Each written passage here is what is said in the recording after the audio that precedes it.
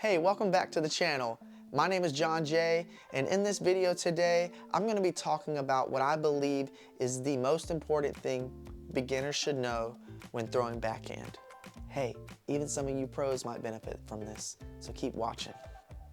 Now, the biggest problem that I see from beginners when throwing backhand, and most would agree, is throwing nose up. Boy, if you turn your wrist down like this, boy, I tell you what, just imagine it's like a teapot pouring out that tea. You're gonna be throwing it far, man. You're gonna be crushing it, promise you. This is a great analogy to use, but the real problem is why it's being taught, and I'll explain. Now, you can pour the teapot all day, but if you don't understand the mechanical reason for doing it, you're still gonna throw nose up. Man, I just don't get it.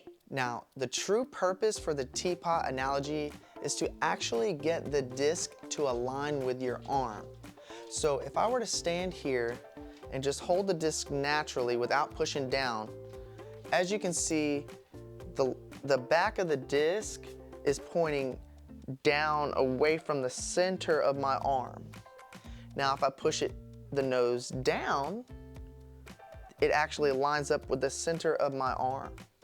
By doing this, you are allowing your arm to have more control over making the disc more aerodynamic.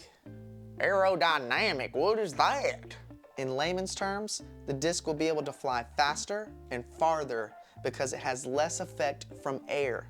All right, I can get on board with that, I'm listening. Whenever you see players walk up the tee pad, and they're pointing the disc out like this, right? They got their wrist pushed down and they're pointing out and they're going like this and they're getting lined up like this.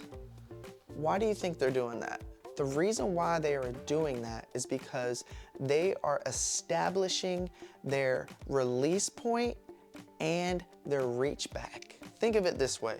Most of the shots that you throw, you're going to be throwing that disc higher than your body. If I hold the disc out like this, like I'm aiming at something high above me, what information can we get from this? If you notice, the back end of the disc is pointing down.